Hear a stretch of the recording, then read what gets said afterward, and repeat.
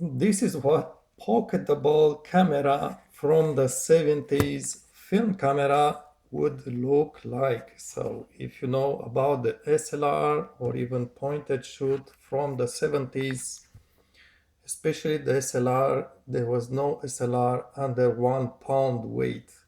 This thing here, I'll just show you my beloved Lumia phone. So 730 Lumia phone. This is the Kodak how Hawkeye, is that how you say it? Instamatic, and actually this has kind of a sister, because if you search on Google Hawkeye Instamatic camera without the pocket, it brings you a pretty taller camera which is not pocketable but also film and mechanical. So this camera, so this is the viewfinder. It's very nice. I mean, I think it should be glass. So this is how it looks. Get an idea. It's pretty bright actually. This is the film compartment, and perhaps you notice right away that it's not your usual 35mm film. It's, I believe, the format called 110 or so. Sorry, I don't have the tripod on my on me, so I'm filming handheld.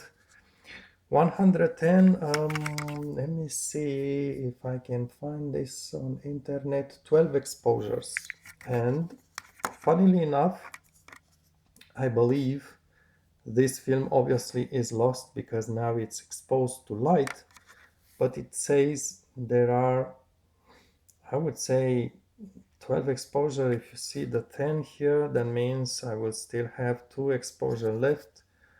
So there would be who knows what kind of pictures, which I think should have been protected.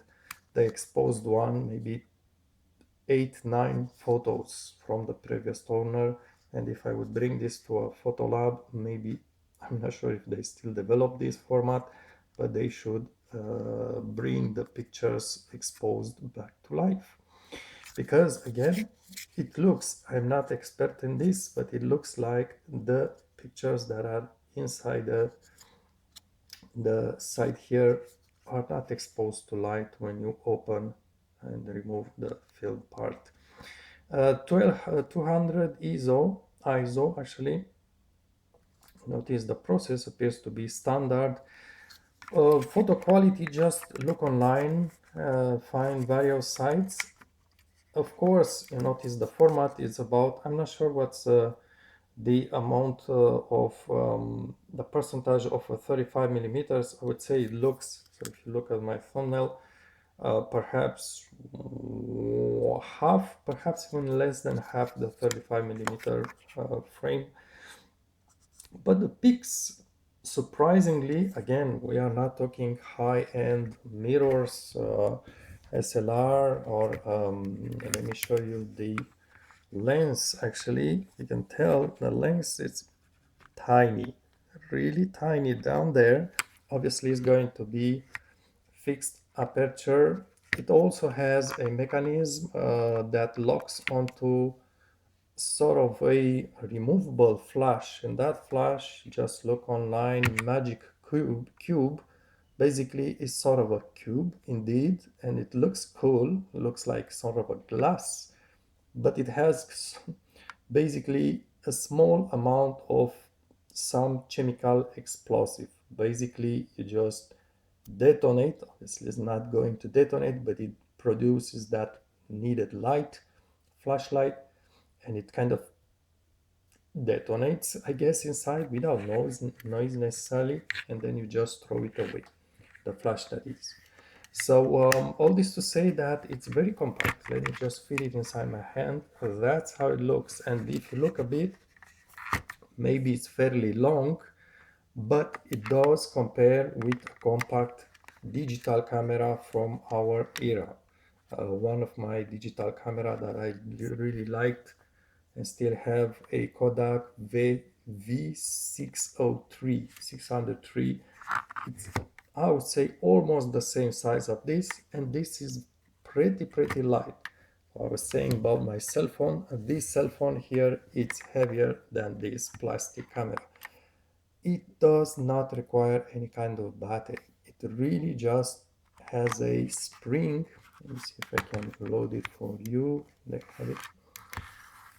So you just wind it up, load it. Normally it should just make a very plastic clack, and that's it. Your picture is there. And obviously this is also how you advance the film, right? Right now the film is out, but it also loads, and I think there has to be, I'm not sure, there was a trick actually, because this loading mechanism, maybe I can kind of gets locked at some point. Again, I apologize for, yeah, kind of perhaps was a bit stuck in there. You release it, tell your friend smile. Actually, you go the other way, right? That's it. I mean, there is something interesting about this thing. It's, in a way, in my engineering thinking, I think my one of the, if you want, way I see in engineering is when you design something, you want it to be the simplest possible. It's not always this way. The engineers are designing things, but that's just my take. Actually, if you want, if I remember well, what I was thinking is the simplest, the most reliable possible. Obviously, it depends. You have a lifespan in anything, and also the easiest to service if you are talking about vehicles, for instance, or something similar. This is really just going that way. It's really very basic, no battery, nothing. It takes a pics. The picture quality, again, look online. You still can't find pictures given the size of the lenses here and the stop. Let me just find, perhaps I have my computer in front of me. I'll tell you the price as well, because I think it's interesting. So the stop, the aperture is fixed at f11. So that's the aperture. The shutter speed is 1/90. And then without the kind of flash thing, and if you put the flash thing on it, it's going to be 1/40. It's very fast, 1/90. I think it's very reasonable if you have enough light, but it's really not for indoor if you don't have that flash thing. Flash cube, I think. Flash distance 5 to 16 feet. Again, so the lens is 25 millimeters lens f11. So yes, look at the pictures. I was surprised, actually. I'm not saying in any way the pictures look great. No way. But it's not that bad. And the pics that are on internet don't appear to have been put in softwares in modern times. So it looks like the original pictures. It's decent. Colors are reasonably good. There is really if you want, the details is really in the center of the photo. So basically, if you go around the pictures, around the image, there is really a lot of details lost, but that's the limitation, obviously. But again, back in the days, 70, I think it was sold from somewhere 73, 79. On those times, if you can put something in your pocket for outdoors pictures with good light from sunlight, this must have been something, and they have been paying quite a price for it. Try to guess in today's money. Obviously, I'm going to give you the conversion. Try to guess the amount for this item. So again, it's really all mechanicals, couple of springs, couple of perhaps gears inside, but really not something special. The lens, and that's it, a viewfinder. Today's money, this translates to about $125, which quite frankly, I find it pretty spicy. So back in the days, the actual price, obviously, are going to calculate the inflation, was $25, somewhere around 75, 1975. Today's money, $25 translates to around 125. There are also several other models very similar to this one. So let me see. They call this, the other models, Kodak Winner, Kodak Gemini, with, just look online, with very funny colors, red, pink, blue. Winner Gray, looks gray. So basically the names are different. The names are different because the colors are different. So just give it a try. There are a few sites who kind of give you an idea about this. The information, also specification, also had the name Kodak Kids camera. For whatever reason, Kodak Matic.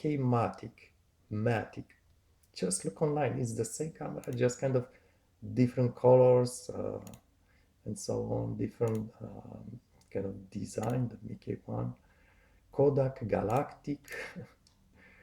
Anyhow, all this to say that it's interesting, and yeah, I don't know.